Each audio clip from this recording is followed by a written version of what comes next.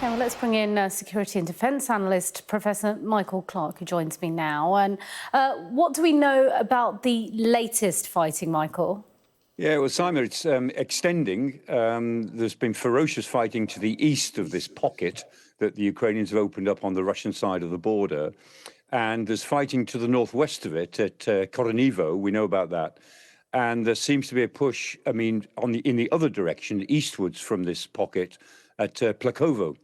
And so all the indications are that there's quite a lot of fighting going on as the Russians are moving forces from the Vovchansk area, which is a bit further to the east, and they're moving those forces westwards towards this pocket. So the Russians are trying to close in on the pocket, but they are not making any impression on it. And at the moment, the pocket is getting bigger. Now, we don't know how much bigger it might get. At the moment, it's really quite big. It's about 30-odd miles long, about 35 miles long, and it's about 14 miles deep at its deepest. Now, it's not even. It isn't that the Ukrainians control all of that territory, but the Russians aren't in that territory. Or if they are, they're having to fight and they are being captured.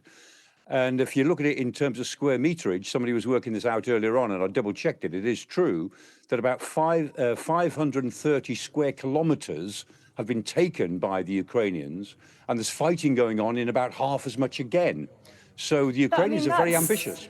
Yeah, that's the point, isn't it? That's really extraordinary, because over the last few years, we've discussed often when we're expecting a Ukrainian counteroffensive, sometimes it hasn't materialised in the spectacular fashion, perhaps, that we expected. This very much is that kind of counteroffensive, and not just in the regions where they were fighting before, but right into Russia, where they completely didn't expect it.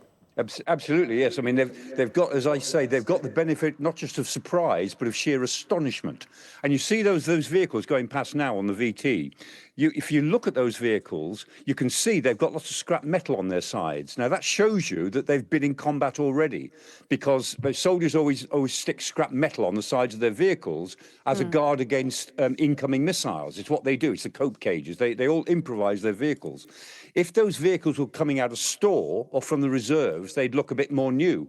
But those vehicles that you can see on those low loaders, they've come from another combat area. So that shows us that the Russians are transferring stuff, heavy metal, from one combat area to the next, which presumably is one of the things that the Ukrainians wanted to achieve, to make the Russians bring stuff away from the areas around Vovchansk where they're fighting, and particularly further south in the Donbass. That's really interesting. And what does it mean about the landscape of this war, or special military operation, or as now he's calling it, a counter-terrorism offensive, President Putin? So, look, what does this tell us about the landscape of this ongoing war? Still there 5 days in. Clearly, they believe they've got enough military personnel and equipment to do this for now. And an incursion into Kursk. How does that work with the geography? Well, it depends on how many troops the Ukrainians are prepared to put into this. I mean, we know that they've got elements of at least three brigades, good brigades, the 22nd Mechanized Infantry, the 88th Mechanized Infantry, and those are both competent brigades, and the 80th Air Assault Brigade. Now, they wouldn't commit quality troops and quality equipment unless they meant it, so they clearly mean it. And the other thing that's happened is that when you look at what else has gone in with those brigades, they've sent in engineering equipment, counter-mining equipment, air defences, long-range mortars, multiple launch rockets. So the Ukrainians are serious about this. They obviously intend to try to stay for a while. Now, one would guess they're going to dig in, and they're going to try to hold this pocket and dare the Russians to come and get them out of it. Now, the Russians cannot live with that. They must get them out of this pocket. I mean, Putin cannot live with the idea that part of his territory has been invaded. That's not happened since 1941. I mean, June 1941, when Hitler launched Operation Barbarossa, that was the last time that Moscow had any of its territory invaded. It's happened again. So the Russians have got to eliminate this.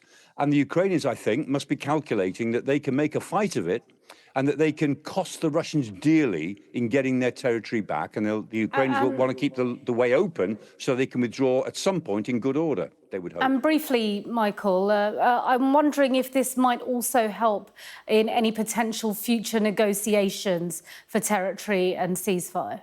Well, I don't think so, because the Ukrainians would have to hold on to it while there are negotiations going on, and no, negotiations are not going to start this, this side of Christmas at the earliest. It'll be next year sometime, and I'd be amazed if the Ukrainians were still holding on to this territory next year. So then, what's the purpose of doing it? They're trying to, I'm sure they're trying to, make a point, trying to impress the rest of the world, upset the Kremlin, show Russian civilians that this is not a counter-terrorist operation, this is a war, and persuade the Russians that that if the Ukrainians have put quality troops there, the Russians have got to bring some of their quality troops to get them out, which means they will not be fighting with their quality troops in Chasiv Yar and Pokrovsk, where the Ukrainians are under such pressure. It's to make the Russians redeploy by giving something that Putin's got to worry about somewhere else. Interesting stuff. Professor Michael Clarke, thanks very much indeed.